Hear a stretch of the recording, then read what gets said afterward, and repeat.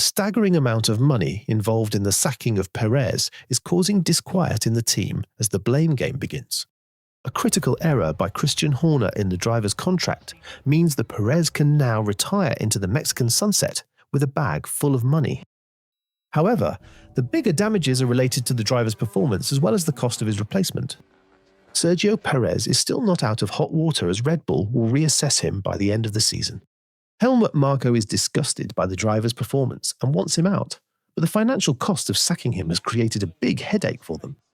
The driver, whose contract runs till 2025, has now indicated to the team that if they want him out, they have to pay him the $20 million as stipulated in his contract. Sources from Germany indicated it was Horner who deleted a performance-related exit clause when the driver signed his contract. If this clause was still there, Red Bull could have discarded him and pinned his sacking on poor performance, a threshold the Mexican has definitely met and even surpassed. The reason why Horner made this critical error is yet to be understood. Some believed that just under a year ago, the Mexican was a high-flying driver and it would never have occurred to the team principal that the driver could suddenly make a complete U-turn in fortunes. The other reason could be the support Perez gave Horner in the past. If you remember the widely published sex scandal, Verstappen and Helmut refused to back Horner publicly. It was only Perez who stood by his boss during the lowest point of his career. Hence, it could be inferred that Horner remembered that favour and decided to reward the driver with that clause. While Horner is solely responsible for the $20 million loss, the driver's poor performance is responsible for an estimated $40 million. Last year, he was basically neck and neck with Verstappen and saw lots of podium finishes. The implication is that Red Bull were able to finish first on the Constructors' Championship. The Constructors' Championship is used to determine how much money each team will get for their performance. Based on the latest Concord agreement, Formula One management will take half of the revenue while the 10 teams share the remaining half. However, Liberty Media has been taking more money from the pot, and it only gave 45% of the revenue to the teams. This could be due to clauses in the agreement.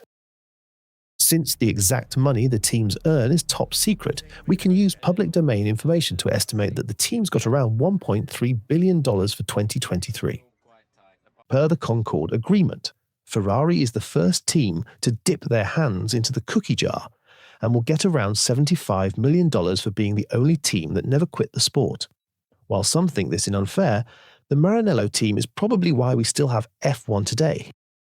The rest of the money is then divided as seen on your screen. However, we are only interested in the first and third place. Red Bull, who finished first last year, won the maximum 14%, but due to Perez's poor form this term, they are now third. The implication is that they are set to lose 1.8% of their last year's earnings. With F1 revenue for this year surging by 20%, Perez's poor form is estimated to cost the team $40 million. With $20 million going directly to the driver because of a contract clause and $40 million being lost due to his poor form, Red Bull looks set to lose a further $20 million. The third revenue drain will be due to the cost of replacing Perez. As you would know, Perez is popular in South America, a highly coveted market for the Red Bull drink. In fact, it is part of the reason why Red Bull can't outrightly sack Perez, as their brand could face the cancel culture in that continent. But with Colapinto, the team can replace Perez without causing a stir in the South America. They get a dogged driver, who is 13 years younger and has proven he can score points in a rather bad machine. But Williams are not ready to let go of their star so easily. James Vowles has acknowledged he will have to let the driver go, but has vowed to collect $20 million for his release. This transfer fee is giving Red Bull a headache should they sign Colapinto, or should they simply demote Perez with Lawson taking his place. It is widely acknowledged that Helmut Marko is a fan of Lawson. The New Zealander has been a thorn in the flesh of Perez, famously showing him the middle finger in a race. Helmut likes the driver for sentimental reasons. The Austrian boss said that Lawson reminds him of his childhood friend Jochen Rindt. The driver had a fatal accident in qualifying in Monza at the 1970 Italian Grand Prix, but he still became posthumous world champion that year. As it stands, the team is left with three options. The first is to cough out $80 million to bring in Colapinto.